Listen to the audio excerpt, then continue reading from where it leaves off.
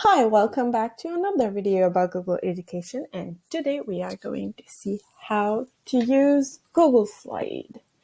So you are on the Google web page and you go on the 9 little dots, you click on Slide.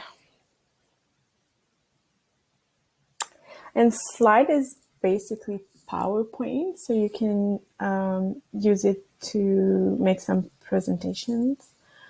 So once again, the titles go here, so you can name it and give it title. Add some pages here, and you can change the background with colors or images, or you can use some of their ideas. And yeah, so just go explore it, and as Google Docs and Sheets, you can just share it with anybody you need to share it with.